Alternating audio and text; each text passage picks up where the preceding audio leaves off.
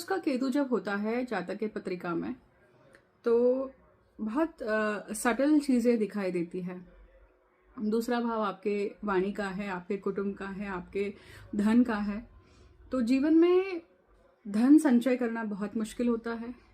वाणी ऐसी होती है कि सिद्ध वाणी होती है जातक की।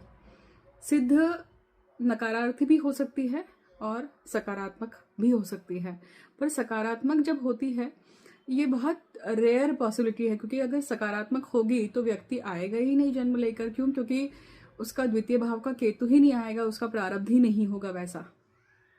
उसने कोई ना कोई मिस्टेक करी है, उसने कोई ना कोई गलतियां करी है, उसका कोई ना कोई प्रारब्ध कर्म है वाणी से संबंधित या अपनी सिद्धि से संबंधित जो उसने गत जन्मों में प्राप्त करी है।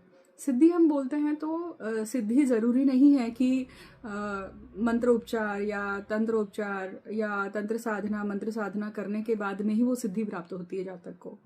आज के युग में अगर हम समझे तो एक व्यक्ति अगर कंप्यूटर सीख रहा है और कोई लैंग्वेज सीख रहा है तो उसमें अगर वो सिद्धहस्त हो जाता है, उसमें वो मास्टर हो जाता है, स्पेशलिस्ट ऑफ दैट, तो वो सिद्धि उसको प्राप्त हो गई है।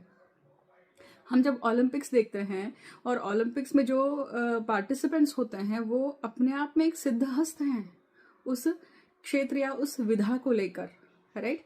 तो इस भाव को या इस मिली हुई शक्ति को, इस मिली हुई ताकत को, स्किल को जब व्यक्ति दुरुपयोग करता है, उस दुरुपयोग के कारण उसे जातक को वो प्रारब्ध कर्म का भोग लगता है या शाप लगता है और तब वो व्यक्ति वापस से जन्म लेकर आता है। अब यहाँ हम दूसरे भाव के केतु की बात कर रहे हैं, मतलब वाणी व्यक्ति की क्या होगी, कटु होगी या वाणी कैसी होगी, तीक्ष्ण होगी या सिद्ध वाणी होगी।